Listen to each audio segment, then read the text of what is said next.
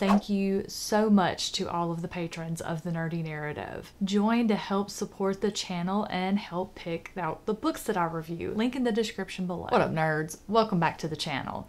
My name is Leslie, and today on the Nerdy Narrative, I'm going to talk about my reading experience with Joe Hill's 20th Century Ghost.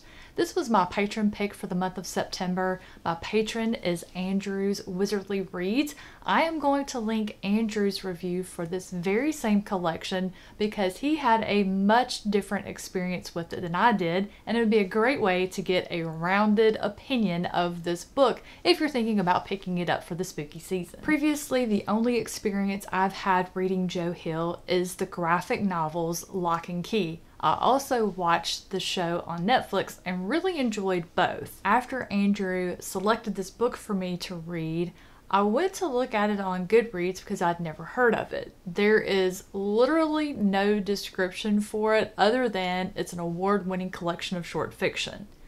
I decided the safest bet for me was to check this out from my library, and so I checked out the audiobook. The narrator is David Ledoux. This was also my first experience with this narrator. And before I tell you my opinion of him, I did go look him up, listen to samples of other things he's narrated to make sure that this was not just a one-time thing. This narrator, unfortunately, distracted me from the collection a little bit because he constantly sounded like he was recovering from a sinus infection, that he had drainage. And once I zeroed in on that, it became a constant source of distraction for me. So that may have been a little bit of why I did not enjoy this collection very much, but who knows? Like I said, I did go listen to samples of other of his work to make sure he sounded like this all the time. This is not a narrator I would ever choose to listen to again by choice. Sorry, David. It's important to share that the edition that I listened to is the one that was published by William Morrow in 2007. After looking it up on Goodreads, I saw many reviews that indicated different stories were the start of the different collections. So this is the one that I listened to, and it had 15 short stories in it. I'm gonna run through all 15 stories really quickly, give you a couple of lines describing each one and what I thought about it.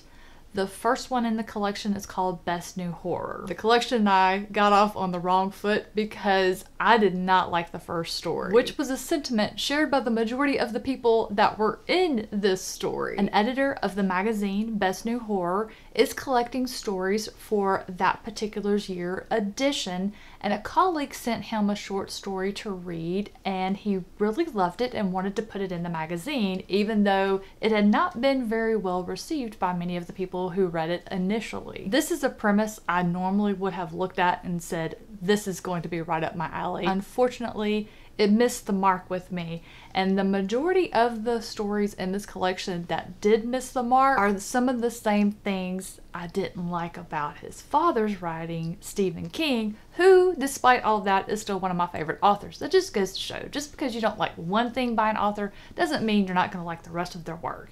Am I going to continue forward in reading Joe Hill's work? Absolutely. We'll get more into that later. All right, so we didn't start off on the right foot.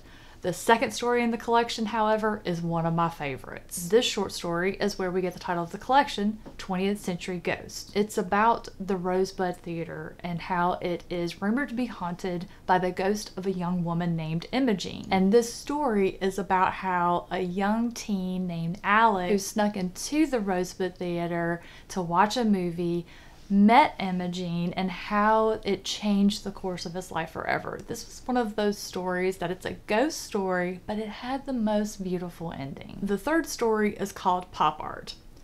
I thought it was boring, way too long for what it was setting out to accomplish, but I really liked the message of it. It's told from the perspective of one young man, but it's about his best friend Art, who is an inflatable person. The author totally leans into the whole inflatable aspect and how difficult Art's life was because of it, and how he was made fun of and mistreated and abused, and what that did to him, while also focusing on this unusual friendship between these two. This story just falls on the side of the spectrum of speculative fiction that I don't resonate well with.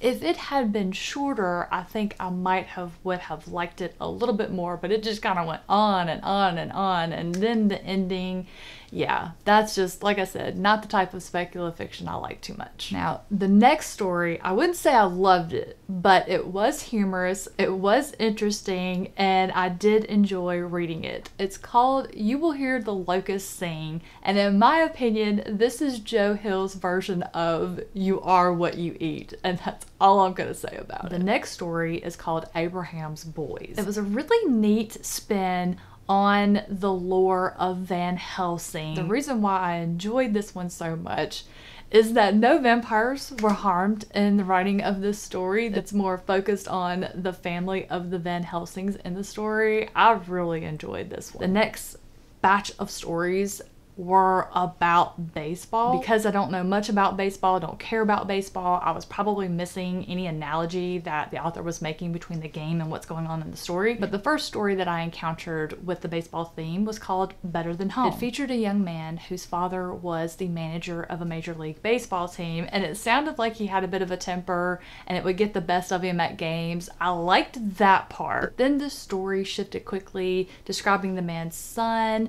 The mother thought that there was something wrong with the boy and was wanting to send him to this military school, this treatment school. The father did not think anything was wrong with him, or he adjusted to what his son liked to do, which I really appreciated that aspect. And so my opinion is, being at the ballpark with his dad, understanding what the boy found joy in was better than being at home with the mom who didn't understand the child. That's just my opinion. I don't know. Somebody else that's read it, you'll have to tell me your opinion on it. Oh, in this batch, I forgot, is The Black Phone, which of course was my favorite of the collection. Love the movie. The movie is so much better than the short story, but the short story did not disappoint. This is the one where a young boy is kidnapped by a serial killer known as the Grabber, and he's put into this basement where there is this unconnected black telephone that the previous murdered boys call this new little boy that's been kidnapped. Loved it. I'm sure most of you have heard about this one, you've read it, or you've seen the movie. If not, highly recommend it. The next short story is called In the Rundown. This is a speculative fiction story that I actually really loved. This one was on my side of the spectrum of speculative fiction. The reason why is this young teenager, no, actually this one was a college kid on the younger side of college. He worked at a video store, but he ends up getting fired, kind of meandering about, and he comes across a rich lady whose yard he mows, and she's in her car with her young boys, and she said that she's been attacked by this man, that he forced himself into their car and hurt her son. When he arrives on the scene, what he's always known about this woman, you know, he's been working for the family, he has a knee-jerk reaction to go and help her, but then he's looking around and he's noticing things that's out of place that could lean into she's lying, maybe she hurt these kids. But then other things happen that might mean something else. I loved this one because Joe gave me a lot of things to consider, and then my imagination had a lot of fun trying to figure out what really happened after it was over, because we don't get an actual ending. We are left trying to decide what we think happened. I love that kind of stuff. The next short story is called The Cape. There is this cape that these brothers have. They get when they're very young. Their father was killed in action, and this cape is sent home. I believe it was actually a flag of his, but they used it as a cape because, you know, Superman was real big in those days.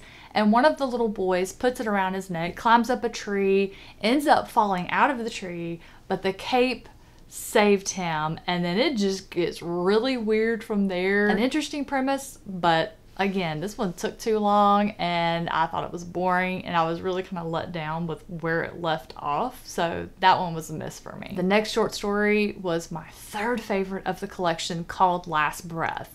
This family happens upon this museum. They misread the sign when they entered, but they were too embarrassed to admit it, so they stayed, and they ended up getting really interested in what was in this museum. It was run by a doctor who had this contraption, and there was all these seemingly empty jars. They had placards, and the family's going around looking at it, and what is supposedly in these jars are the last breaths of all these different people. Some of them were really famous, like Edgar Allan Poe's breath. And the doctor has different things with each of these jars. There's one that he says if you listen to it through the stethoscope, you get an impression of a word. Some you pick up a scent, and it's just really interesting. This was one I would have loved to see turn into a long fiction or even a movie or even a series. I can just imagine, and I can't tell you why because it would be a spoiler as to how that could be made into a series. You'd have to read it for yourself. If you have and you want to message me, I would love to talk to you about it. The next short story in the collection is called Deadwood. I literally remember nothing about that one. In fact, I have one word by my notes for it. Let me bend it so it doesn't ruin any of the stories that I haven't gotten to yet. There you go. That is literally all I wrote down about that short story. Bye. The next short story is called The Widow's Breath, another speculative fiction that's on my side of the spectrum that I love. This one is about this man who has recently lost his best friend. They illegally board trains. They jump into the cargo trains and let them carry them from place to place. So this one particular homeless man is now traveling alone because his friend died. He feels survivor's guilt because he felt like he should have gotten his friend treatment. But in his defense, they were homeless. He had no idea the extent of the injury. So he's feeling very sad. He's traveling alone. But what these men did back in the day, when they would get close to a station, they would hop off early. And it was written in the time frame where women were housewives. They stayed home, they cooked, they cleaned, they raised the children. But these men would kind of walk by, and if they would see one out that seemed nice, they would ask, hey, is there any chance you might have a little breakfast, a little leftover lunch? There was a very interesting interaction between this man and what ended up being a widow. Ended up really enjoying that one and what my imagination was able to do with that ending. The next short story is called Bobby Conroy Comes Back from the Dead. And this one was really funny, but also really sad. It was a funny take on second chances. That's what I'll say for that one. The next short story was called My Father's Mask, and I really could have done without this one. It had potential in the beginning of being really creepy. It just got really weird and not in the good way. That one just left a really bad taste in my mouth, and I almost did not come back to read the final short story, which in retrospect would not have been a bad thing because the last one was called Voluntary Committal. It was so long and so boring. Again, it had an interesting premise, but it wasn't developed enough to make it good, especially for as long as it was. So overall, I liked some of the characters. It had such a range when it came to atmosphere, writing, and plot. It was imaginative, it was bizarre, it was creative, it was weird. Its themes of melancholy, loss, survivor's guilt, remorse was tempered with sarcasm and humor, and more often than not, the monsters were more human in nature than the supernatural. Once I sat down and weighed all of the pros and cons of all of the stories that I read, I would say I enjoyed more than I didn't. So it did just barely squeak out a 3-star rating for me. I will not ever pick this collection back up again. This is not something I would ever reread, but it hasn't turned me off from Joe Hill. Like I said, this sucker was written a long time ago. A lot of the short stories I think were written even before the edition was published that I read that was published back in 2007. I definitely want to read something else by Joe Hill, and it's helped by having read and loved the Lock and Key graphic novels. And what I have picked out is Nosferatu, and I think I might try to sneak that in around the holiday season this year, because if I remember right, this one either takes place at Christmas or it has something to do with Christmas. It's Christmas time, something along that. So I'm going to wrap it up there, folks. Thank you so much for watching this review. Hope you enjoyed it. If you did, let me know by hitting that like button on your way out today. Have a wonderful rest of your day, and I'll catch you in the next one. Thanks again to all of the Nerdy Narrative patrons, with a special shout out to my Nerd Radiant tier. Chad, Mel, John, Gail, Amanda, Ashley, Star, Tara, Ann, Amanda, Andrew, Kate, Ev, and Sharon.